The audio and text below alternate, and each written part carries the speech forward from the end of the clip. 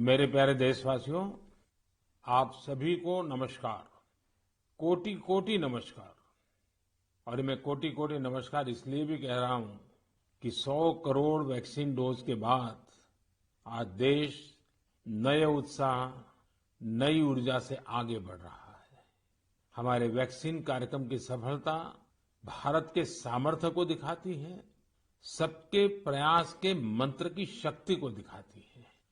साथियों, 100 crore vaccine dose का आंकड़ा बहुत बड़ा जरूर है, लेकिन इससे लाखों छोटी छोटी प्रेरक और गर्व से भर देने वाली अनेक अनुभव, अनेक उदाहरण जुड़े हुए हैं। बहुत सारे लोग पत्र लिखकर मुझसे पूछ रहे हैं कि वैक्सीन की शुरुआत के साथ ही कैसे मुझे यह विश्वास हो गया था कि इस अभियान को इतनी बड़ी सफलता मिलेगी। मुझे ये दृढ़ विश्वास इसलिए था क्योंकि मैं अपने देश के लोगों की क्षमताओं से भली भांति परिचित हूं। मैं जानता था कि हमारे हेल्थ केयर वर्कर्स देशवासियों के टीकाकरण में कोई कोर कसर नहीं छोड़ेंगे। हमारे स्वास्थ्य कर्मियों ने अपने अथक परिश्रम और संकल्प से एक नई मिसाल पेश की। उन्होंने इनोवेशन के साथ अपने दृढ़ निश्चय से मानवता की सेवा का एक नया मानदंड स्थापित किया। उनके बारे में अनगिनत उदाहरण है जो बताते हैं कि कैसे उन्होंने तमाम चुनौतियों को पार करते हुए अधिक से अधिक लोगों को सुरक्षा कवच प्रदान किया। हमने कई बार अखबारों में पढ़ा है, बाहर भी सुना है कि इस काम को करने के लिए हमारे इन लोगों ने कितनी मेहनत की है। एक से बढ़कर एक अनेक प्रेरक उदाहरण हमारे सामने है। मैं आज मन की बात के श्रोताओं को उत्तराखंड के बागेश्वर की एक ऐसी ही एक हेल्थ वर्कर पूनम नौटियाल जी से मिलवाना चाहता हूं। साथियों, ये बागेश्वर उत्तराखंड की उस धरती से है जिस उत्तराखंड ने 100% पहला डोज लगाने का काम पूरा कर दिया है। उत्तराखंड सरकार भी इसके लिए अभिनंदन की अधिकारी है, क्योंकि बहुत दुर्गम क्षेत्र है, कठिन क्षेत्र है। वैसे ही हिमाचल ने भी ऐसी कठिनाइयों में 100% डोज का काम कर लिया है। मुझे बताया गया है कि पूनम जी ने अपने क्षेत्र के लोगों के वैक्सीनेशन के लिए दिन रात मेहनत की है। पूनम जी नमस्ते। सर प्रणाम। पूनम जी, अपने बारे में बताइए जरा देश के श्रोताओं को। सर मैं पूनम नौटियाल हूँ। सर मैं उत्तराखंड के बागेश्वर डिस्ट्रिक्ट में चामी कोराली सेंटर में कार्यरत हूँ। सर मैं एक एएनएम हूँ। पूनम जी, मेरा सौभाग्य है, मुझे बागेश्वर आने का अवसर मिला था। वो एक प्रकार से तीर्थ क्षेत्र रहा है, तो वहाँ पुरातन मंदिर वगैरह भी मैं बहुत प्रभावित हुआ था कि उस सदियों पहले कैसे लोगों ने काम किया होगा। हाँ जी सर। पूनम जी, क्या आपने अपने क्षेत्र के सभी लोगों का वैक्सीनेशन करवा लिया है? हाँ जी सर, सभी लोगों का हो चुका है। आपको किसी प्रकार की दिक्कत का भी सामना करना पड़ा क्या? हाँ जी सर। सर हम लोग जैसे बारिश होती थी वहाँ पे और रोड ब्लॉक हो जाती थी सर, नदी पार करके गए हैं सर हम लोग ना। और सर घर घर गए हैं, जैसे एनएचसीवीसी के अंतर्गत हम लोग घर घर गए हैं जो लोग सेंटर में नहीं आ सकते थे, जैसे बुजुर्ग लोग और दिव्यांग लोग, गर्भवती महिलाएं, धात्री महिलाएं, ये लोग सर। लेकिन वहाँ तो पहाड़ों पर घर भी बहुत दूर दूर होते हैं, जी तो एक दिन में कितना कर पाते थे आप? सर, किलोमीटर के हिसाब 10 किलोमीटर, कभी 8 किलोमीटर। खैर, ये जो तराई में रहने वाले लोग हैं उनको ये समझ नहीं आएगा कि 8-10 किलोमीटर क्या होता है। मुझे मालूम है पहाड़ के 8-10 किलोमीटर मतलब पूरा दिन चला जाता है। हाँ जी। लेकिन एक दिन में, क्योंकि बड़ा मेहनत का काम है और वैक्सीनेशन का सारा सामान उठा करके जाना, आपके साथ कोई सहायक रहते थे कि नहीं? हाँ जी, टीम मेंबर हम लोग 5 लोग रहते सर ना। हाँ। तो उसमें डॉक्टर हो गए, फिर एएनएम हो गई, फार्मासिस्ट हो गए, आशा हो गई और डाटा एंट्री ऑपरेटर हो गए। अच्छा, वो डाटा एंट्री वहाँ कनेक्टिविटी मिल जाती थी या फिर बागेश्वर आने के बाद करते थे? सर कहीं कहीं मिल जाते, कहीं कहीं बागेश्वर आने के बाद करते थे हम लोग। अच्छा, मुझे बताया गया है पूनम जी कि आपने आउट ऑफ द वे जाकर लोगों का टीका लगवाया। ये क्या कल्पना आई आपके मन में, विचार कैसे आया और कैसे किया आपने? हम लोगों ने पूरी टीम ने संकल्प लिया था कि हम लोग एक भी व्यक्ति छूटना नहीं चाहिए, हमारे देश से कोरोना बीमारी दूर भागनी चाहिए। मैंने और आशा ने मिलकर प्रत्येक व्यक्ति के हम लोगों ने गांव वाइज ड्यू लिस्ट बनाई। फिर उसके हिसाब से जो लोग सेंटर में आए उनको सेंटर में लगाया। फिर हम लोग घर घर गए हैं सर। फिर उसके बाद जो लोग छूटे हुए थे, जो लोग नहीं आ पाते सेंटर में। अच्छा, लोगों को समझाना पड़ता था? हाँ जी, समझाया। हाँ जी। लोगों का उत्साह है अभी भी वैक्सीन लेने का? हाँ जी सर, हाँ जी। अब तो सर लोग समझ गए हैं। फर्स्ट में बहुत दिक्कत हुई हम लोगों को समझाना पड़ता था कि ये जो वैक्सीन है सुरक्षित है और असरदार है। हम लोग भी लगा चुके हैं, तो हम लोग तो ठीक हैं, आपके सामने हैं। और हमारे स्टाफ ने सबने लगा लिया है, तो हम लोग ठीक हैं। कहीं पर वैक्सीन लगने के बाद किसी की शिकायत आई बाद में? नहीं नहीं सर, ऐसा कुछ नहीं हुआ। कुछ नहीं हुआ? जी। सबको संतोष था हाँ जी। कि ठीक हो गया? हाँ जी। चलिए, आपने बहुत बड़ा काम किया है और मैं जानता हूँ ये पूरा क्षेत्र कितना कठिन है। और पैदल चलना, पहाड़ों पे, एक पहाड़ पे जाओ, फिर नीचे उतरो, फिर दूसरे पहाड़ पे जाओ, घर भी दूर दूर, उसके बावजूद भी आपने इतना बढ़िया काम किया है। धन्यवाद सर, मेरा सौभाग्य सर, आपसे बात हुई मेरी। आप जैसे लाखों हेल्थ वर्कर्स ने, उनके परिश्रम की वजह से ही भारत 100 करोड़ वैक्सीन डोज का पड़ाव पार कर सका है। आज मैं सिर्फ आपका ही आभार व्यक्त नहीं कर रहा हूँ, बल्कि हर उस भारतवासी का आभार व्यक्त कर रहा हूँ जिसने सबको वैक्सीन, मुफ्त वैक्सीन अभियान को इतनी ऊंचाई दी, कामयाबी दी। आपको, आपके परिवार को मेरी बहुत बहुत शुभकामनाएं। मेरे प्यारे देशवासियों, आप जानते ही हैं कि अगले रविवार 31 अक्टूबर को सरदार पटेल जी की जन्म जयंती है। मन की बात के हर श्रोता की तरफ से और मेरी तरफ से मैं लौह पुरुष को नमन करता हूँ। साथियों, 31 अक्टूबर को हम राष्ट्रीय एकता दिवस के रूप में मनाते हैं। हम सभी का दायित्व है कि हम एकता का संदेश देने वाली किसी न किसी गतिविधि से जरूर जुड़े। आपने देखा होगा, हाल ही में गुजरात पुलिस ने कच्छ के लखपत किले से स्टैच्यू ऑफ यूनिटी तक बाइक रैली निकाली है। त्रिपुरा पुलिस के जवान तो एकता दिवस मनाने के लिए त्रिपुरा से स्टैच्यू ऑफ यूनिटी तक बाइक रैली कर रहे हैं। यानी पूरब से चलकर पश्चिम तक देश को जोड़ रहे हैं। जम्मू कश्मीर पुलिस के जवान भी उरी से पठानकोट तक ऐसी ही बाइक रैली निकालकर देश की एकता का संदेश दे रहे हैं। मैं इन सभी जवानों को सैल्यूट करता हूँ। जम्मू कश्मीर के ही कुपवाड़ा जिले की कई बहनों के बारे में भी मुझे पता चला है। ये बहनें कश्मीर में सेना और सरकारी दफ्तरों के लिए तिरंगा सिलने का काम कर रही हैं। ये काम देशभक्ति की भावना से भरा हुआ है। मैं इन बहनों के जज्बे की सराहना करता हूँ। आपको भी भारत की एकता के लिए, भारत की श्रेष्ठता के लिए कुछ न कुछ जरूर करना चाहिए। देखिएगा, आपके मन को कितनी संतुष्टि मिलती है। साथियों, सरदार साहब कहते थे कि हम अपने एकजुट उद्यम से ही देश को नई महान ऊंचाइयों तक पहुंचा सकते हैं। अगर हम में एकता नहीं हुई तो हम खुद को नई नई विपदाओं में फंसा देंगे। यानी राष्ट्रीय एकता है तो ऊंचाई है, विकास है। हम सरदार पटेल जी के जीवन से, उनके विचारों से बहुत कुछ सीख सकते हैं। देश के सूचना और प्रसारण मंत्रालय ने भी हाल ही में सरदार साहब पर एक पिक्टोरियल बायोग्राफी भी पब्लिश की है। मैं चाहूंगा कि हमारे सभी युवा साथी इसे जरूर पढ़ें। इससे आपको दिलचस्प अंदाज में सरदार साहब के बारे में जानने का अवसर मिलेगा। प्यारे देशवासियों, जीवन निरंतर प्रगति चाहता है, विकास चाहता है, ऊंचाइयों को पार करना चाहता है।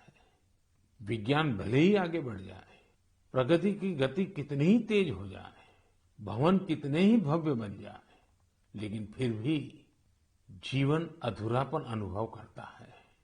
लेकिन जब इनमें गीत, संगीत, कला, नाट्य, नृत्य, साहित्य जुड़ जाता है तो इनकी आभा, इनकी जीवंतता अनेक गुना बढ़ जाती है।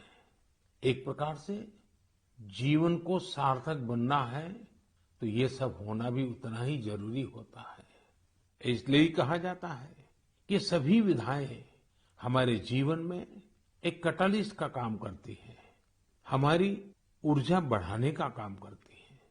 मानव मन के अंतर्मन को विकसित करने में, हमारे अंतर्मन की यात्रा का मार्ग बनाने में भी गीत, संगीत और विभिन्न कलाओं की बड़ी भूमिका होती है। और उनकी एक बड़ी ताकत ये होती है कि इन्हें न समय बांध सकता है, न सीमा बांध सकती है और न ही मत मतांतर बांध सकता है। अमृत महोत्सव में भी अपनी कला, संस्कृति, गीत, संगीत के रंग अवश्य भरने चाहिए। मुझे भी आपकी तरफ से अमृत महोत्सव और गीत संगीत कला की इस ताकत से जुड़े ढेरों सुझाव आ रहे हैं। ये सुझाव मेरे लिए बहुत मूल्यवान है। मैंने इन्हें संस्कृति मंत्रालय को अध्ययन के लिए भेजा था। मुझे खुशी है कि मंत्रालय ने इतने कम समय में इन सुझावों को बड़ा गंभीरता से लिया और उस पर काम भी किया। इन्हीं में से एक सुझाव है देशभक्ति के गीतों से जुड़ी प्रतियोगिता। आजादी की लड़ाई में अलग अलग भाषा, बोली में देशभक्ति के गीतों और भजनों ने पूरे देश को एकजुट किया था। अब अमृतकाल में हमारे युवा देशभक्ति के ऐसे ही गीत लिखकर इस आयोजन में और ऊर्जा भर सकते हैं। देशभक्ति के गीत मातृभाषा में हो सकते हैं, राष्ट्रभाषा में हो सकते हैं और अंग्रेजी में भी लिखे जा सकते हैं। लेकिन ये जरूरी है कि ये रचनाएं नए भारत की नई सोच वाली हो, देश की वर्तमान सफलता से प्रेरणा लेकर भविष्य के लिए देश को संकल्पित करने वाली हो। संस्कृति मंत्रालय की तैयारी तहसील स्तर से राष्ट्रीय स्तर तक इससे जुड़ी प्रतियोगिता कराने की है। साथियों, ऐसे ही मन की बात के एक श्रोता ने सुझाव दिया है कि अमृत महोत्सव को रंगोली कला से भी जोड़ा जाना चाहिए। हमारे यहाँ रंगोली के जरिए त्योहारों में रंग भरने की परंपरा तो सदियों से है। रंगोली में देश की विविधता के दर्शन होते हैं। अलग अलग राज्यों में अलग अलग नामों से अलग अलग थीम पर रंगोली बनाई जाती है। इसलिए संस्कृति मंत्रालय इससे भी जुड़ा एक नेशनल कंपटीशन करने जा रहा है। आप कल्पना करिए, जब आजादी के आंदोलन से जुड़ी रंगोली बनेगी, लोग अपने द्वार पर, दीवार पर किसी आजादी के मतवाले का चित्र बनाएंगे, आजादी की इस घटना को रंगों से दिखाएंगे, तो अमृत महोत्सव का भी रंग और बढ़ जाएगा। साथियों, एक और विधा हमारे यहाँ लोरी की भी है। हमारे यहाँ लोरी के जरिए छोटे बच्चों को संस्कार दिए जाते हैं, संस्कृति से उनका परिचय करवाया जाता है।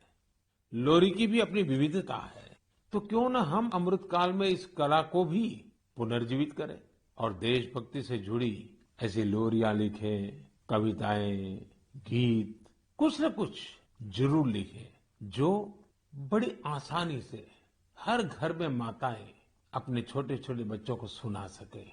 इन लोरियों में आधुनिक भारत का संदर्भ हो, 21वीं सदी के भारत के सपनों का दर्शन हो, उसका संदर्भ हो। आप सब श्रोताओं के सुझाव के बाद मंत्रालय ने इससे जुड़ी प्रतियोगिता भी कराने का निर्णय लिया है। साथियों, ये तीनों प्रतियोगिताएं 31 अक्टूबर को सरदार साहब की जयंती से शुरू होने जा रही हैं। आने वाले दिनों में संस्कृति मंत्रालय इससे जुड़ी सारी जानकारी देगा। ये जानकारी मंत्रालय की वेबसाइट पर भी रहेगी और सोशल मीडिया पर भी दी जाएगी। मैं चाहूंगा कि आप सभी इससे जुड़े, हमारे युवा साथी जरूर इसमें अपनी कला का, अपनी प्रतिभा का प्रदर्शन करें। इससे आपके इलाके की कला और संस्कृति भी देश के कोने कोने तक पहुंचेगी। आपकी कहानियां पूरा देश सुनेगा। प्यारे देशवासियों, इस समय हम अमृत महोत्सव में देश के वीर बेटे बेटियों को, उन महान पुण्य आत्माओं को याद कर रहे हैं। अगले महीने 15 नवंबर को हमारे देश के ऐसे ही महापुरुष, वीर योद्धा भगवान बिरसा मुंडा जी की जन्म जयंती आने वाली है। भगवान बिरसा मुंडा को धरती आबा भी कहा जाता है। क्या आप जानते हैं कि इसका अर्थ क्या होता है? इसका अर्थ है धरती पिता। भगवान बिरसा मुंडा ने जिस तरह अपनी संस्कृति, अपने जंगल, अपनी जमीन की रक्षा के लिए संघर्ष किया, वो धरती आबा ही कर सकते थे। उन्होंने हमें अपनी संस्कृति और जड़ों के प्रति गर्व करना सिखाया। विदेशी हुकूमत ने उन्हें कितनी धमकियां दी, कितना दबाव बनाया, लेकिन उन्होंने आदिवासी संस्कृति को नहीं छोड़ा। प्रकृति और पर्यावरण से अगर हमें प्रेम करना सीखना है, तो उसके लिए भी धरती आबा भगवान बिरसा मुंडा हमारी बहुत बड़ी प्रेरणा है। उन्होंने विदेशी शासन की हर उस नीति का पुरजोर विरोध किया जो पर्यावरण को नुकसान पहुंचाने वाली थी। गरीब और मुसीबत से घिरे लोगों की मदद करने में भगवान बिरसा मुंडा हमेशा आगे रहे। उन्होंने सामाजिक बुराइयों को खत्म करने के लिए समाज को जागरूक भी किया। उल गुलान आंदोलन में उनके नेतृत्व को भला कौन भूल सकता है। इस आंदोलन ने अंग्रेजों को झकझोर कर रख दिया था, जिसके बाद अंग्रेजों ने भगवान बिरसा मुंडा पर बहुत बड़ा इनाम रखा था। ब्रिटिश हुकूमत ने उन्हें जेल में डाला। उन्हें इस कदर प्रताड़ित किया गया कि 25 साल से भी कम उम्र में वो हमें छोड़ गए। वो हमें छोड़कर गए, लेकिन केवल शरीर से। जनमानस में तो भगवान बिरसा मुंडा हमेशा हमेशा के लिए रचे बसे हुए हैं। लोगों के लिए उनका जीवन एक प्रेरणा शक्ति बना हुआ है।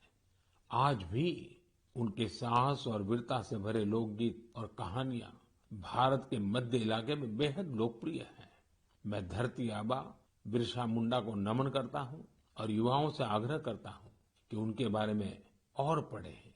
भारत के स्वतंत्रता संग्राम में हमारे आदिवासी समूह के विशिष्ट योगदान के बारे में आप जितना जानेंगे, उतनी ही गौरव की अनुभूति होगी। मेरे प्यारे देशवासियों, आज 24 अक्टूबर को यूएन डे यानी संयुक्त राष्ट्र दिवस मनाया जाता है। ये वो दिन है जब संयुक्त राष्ट्र का गठन हुआ था।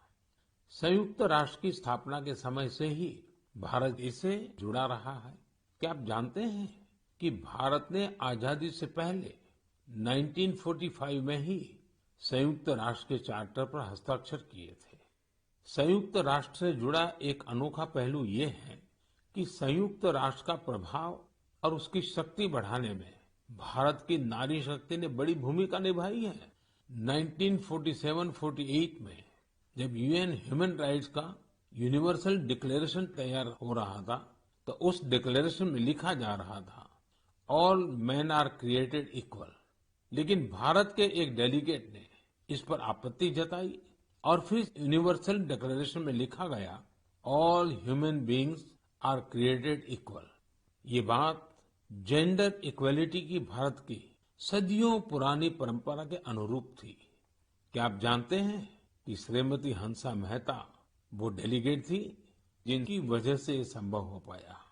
उसी दौरान एक अन्य डेलीगेट श्रीमती लक्ष्मी मेनन ने जेंडर इक्वलिटी के मुद्दे पर जोरदार तरीके से अपनी बात रखी थी। यही नहीं, 1953 में श्रीमती विजया लक्ष्मी पंडित यूएन जनरल असेंबली की पहली महिला प्रेसिडेंट भी बनी थी।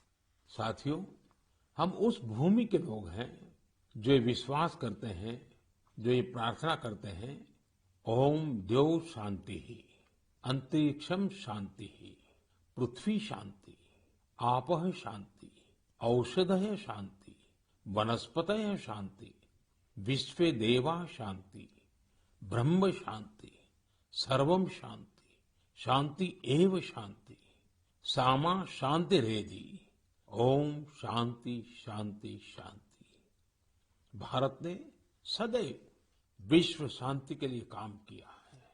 हमें इस बात का गर्व है कि भारत 1950 के दशक से लगातार संयुक्त राष्ट्र शांति मिशन का हिस्सा रहा है। गरीबी हटाने, क्लाइमेट चेंज और श्रमिकों से संबंधित मुद्दों के समाधान में भी भारत अग्रणी भूमिका निभा रहा है।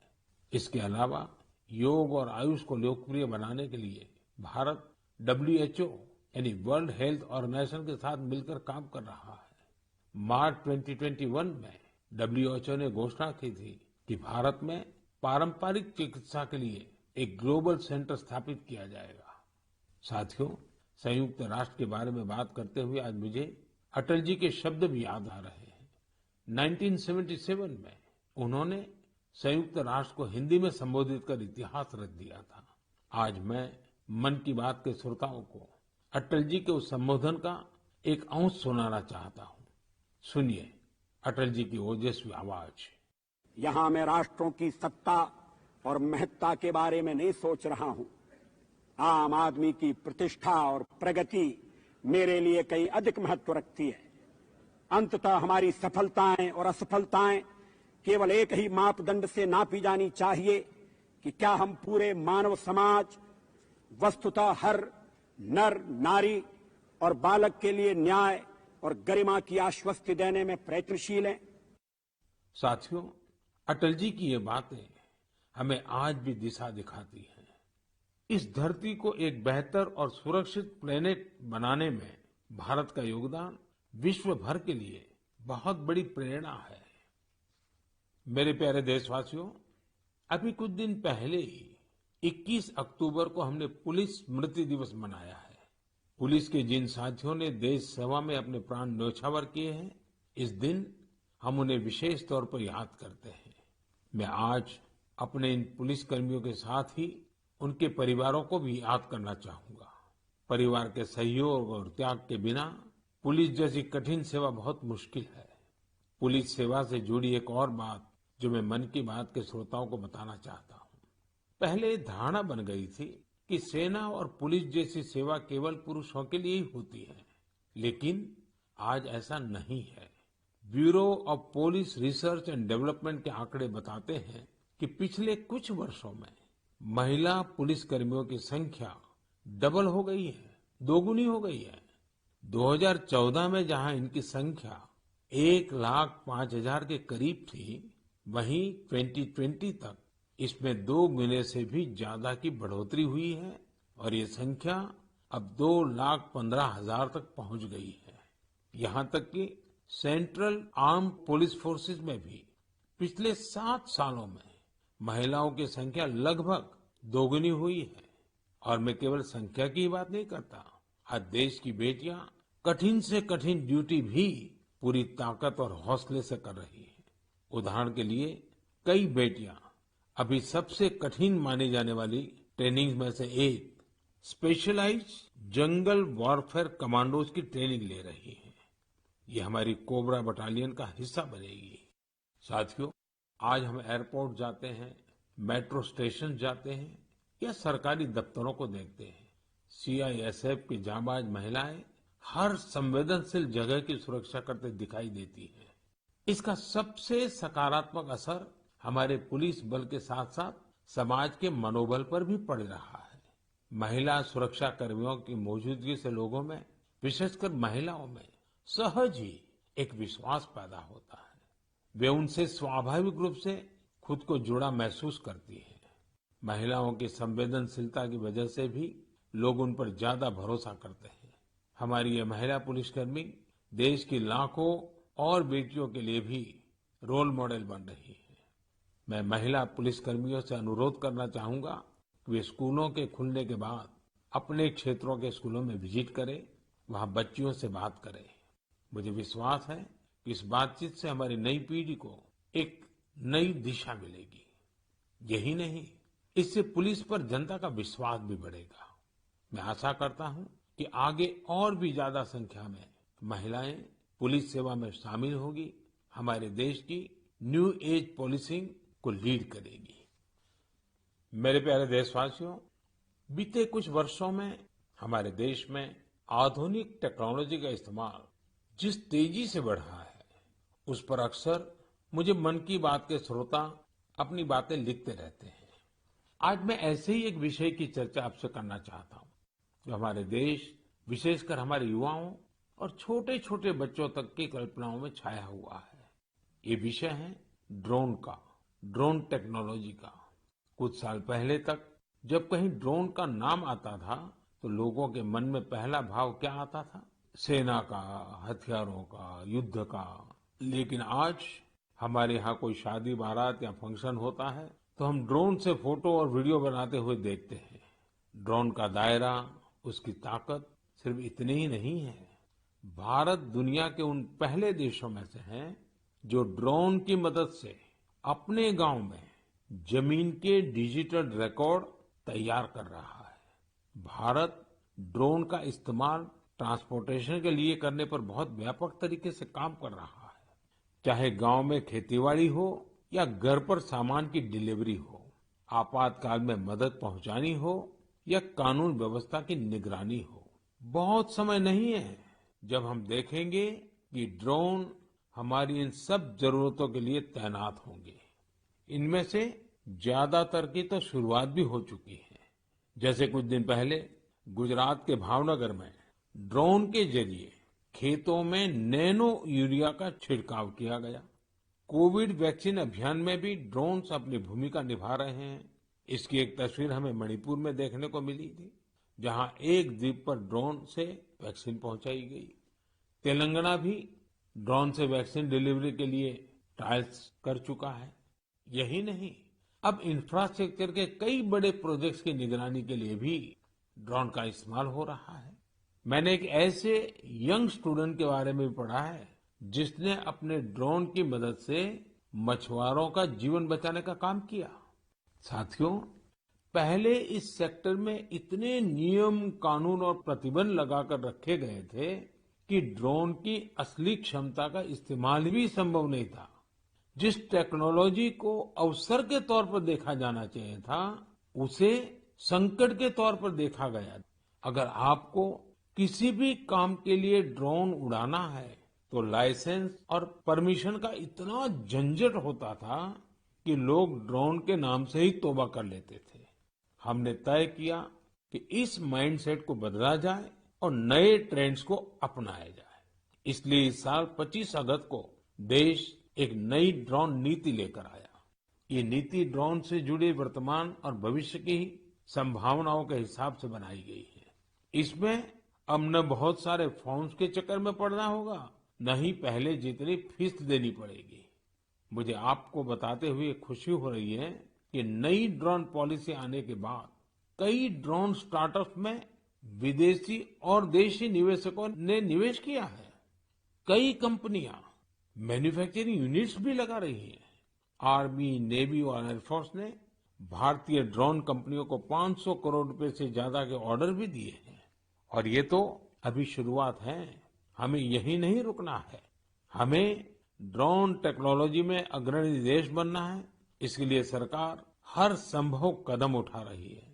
मैं देश के युवाओं से भी कहूंगा कि आप ड्रोन पॉलिसी के बाद बने अवसरों का लाभ उठाने के बारे में जरूर सोचें, आगे आएं। मेरे प्यारे देशवासियों, यूपी के मेरठ से मन की बात के एक श्रोता श्रीमती प्रभा शुक्ला ने मुझे स्वच्छता से जुड़ा एक पत्र भेजा है। उन्होंने लिखा है कि भारत में त्योहारों पर हम सभी स्वच्छता को सेलिब्रेट करते हैं। वैसे ही अगर हम स्वच्छता को हर दिन की आदत बना लें तो पूरा देश स्वच्छ हो जाएगा। मुझे प्रभा जी की बात बहुत पसंद आई। वाकई जहाँ सफाई है वहाँ स्वास्थ्य है, जहाँ स्वास्थ्य है वहाँ सामर्थ्य है, और जहाँ सामर्थ्य है वहाँ समृद्धि है। इसलिए तो देश स्वच्छ भारत अभियान पर इतना जोर दे रहा है। साथियों, मुझे रांची से सटे एक गांव सपारोम नया सराय, वहां के बारे में जानकर बहुत अच्छा लगा। इस गांव में एक तालाब हुआ करता था, लेकिन लोग इस तालाब वाली जगह को खुले में शौच के लिए इस्तेमाल करने लगे थे। स्वच्छ भारत अभियान के तहत जब सबके घर में शौचालय बन गया तो गांव वालों ने सोचा कि क्यों न गांव को स्वच्छ करने के साथ साथ सुंदर बनाया जाए। फिर क्या था, सबने मिलकर तालाब वाली जगह पर पार्क बना दिया। आज वो जगह लोगों के लिए, बच्चों के लिए एक सार्वजनिक स्थान बन गई है। इससे पूरे गांव के जीवन में बहुत बड़ा बदलाव आया है। मैं आपको छत्तीसगढ़ के देऊर गांव की महिलाओं के बारे में भी बताना चाहता हूँ। यहाँ की महिलाएं एक स्वयं सहायता समूह चलाती हैं और मिलजुल कर गांव के चौक चौराहों, सड़कों और मंदिरों की सफाई करती हैं। साथियों, यूपी के गाजियाबाद के रामवीर तंवर जी को लोग पॉन्डमैन के नाम से जानते हैं। रामवीर जी तो मैकेनिकल इंजीनियरिंग की पढ़ाई करने के बाद नौकरी कर रहे थे, लेकिन उनके मन में स्वच्छता की ऐसी अलग जगी कि वो नौकरी छोड़कर तालाबों की सफाई में जुट गए। रामवीर जी अब तक कितने ही तालाबों की सफाई करके उन्हें पुनर्जीवित कर चुके हैं। साथियों, स्वच्छता के प्रयास तभी पूरी तरह सफल होते हैं जब हर नागरिक स्वच्छता को अपनी जिम्मेदारी समझे। अभी दीपावली पर हम सब अपनी घर की साफ सफाई में तो जुटने ही वाले हैं, लेकिन इस दौरान हमें ध्यान रखना है कि हमारे घर के साथ हमारा आस पड़ोस भी साफ रहे। ऐसा नहीं होना चाहिए कि हम अपना घर तो साफ करें, लेकिन हमारे घर की गंदगी हमारे घर के बाहर हमारी सड़कों पर पहुंच जाए। और हाँ, मैं जब स्वच्छता की बात करता हूं तब कृपा करके सिंगल यूज प्लास्टिक से मुक्ति की बात हमें कभी भी भूलना नहीं है। तो आइए हम संकल्प लें कि स्वच्छ भारत अभियान के उत्साह को कम नहीं होने देंगे। हम सब मिलकर अपने देश को पूरी तरह स्वच्छ बनाएंगे और स्वच्छ रखेंगे। मेरे प्यारे देशवासियों, अक्टूबर का पूरा महीना ही त्योहारों के रंगों में रंगा रहा है और अब से कुछ दिन बाद दिवाली तो आ ही रही है। दिवाली, उसके बाद फिर गोवर्धन पूजा, फिर भाई दूज, ये 3 त्योहार तो होंगे ही होंगे। इसी दौरान छठ पूजा भी होगी। नवंबर में ही गुरु नानक देव जी की जयंती भी है। इतने त्योहार एक साथ होते हैं तो उनकी तैयारियां भी काफी पहले से शुरू हो जाती हैं। आप सब भी अभी से खरीदारी का प्लान करने लगे होंगे, लेकिन आपको याद है ना, खरीदारी मतलब वोकल फॉर लोकल। आप लोकल खरीदेंगे तो आपका त्योहार भी रोशन होगा और किसी गरीब भाई बहन, किसी कारीगर, किसी बुनकर के घर में भी रोशनी आएगी। मुझे पूरा भरोसा है जो मुहिम हम सब ने मिलकर शुरू की है, इस बार त्योहारों में और भी मजबूत होगी। आप अपने यहाँ के जो लोकल प्रोडक्ट्स खरीदें, उनके बारे में सोशल मीडिया पर शेयर भी करें, अपने साथ के लोगों को भी बताएं। अगले महीने हम फिर मिलेंगे और फिर ऐसे ही ढेर सारे विषयों पर बात करेंगे। आप सभी का बहुत बहुत धन्यवाद।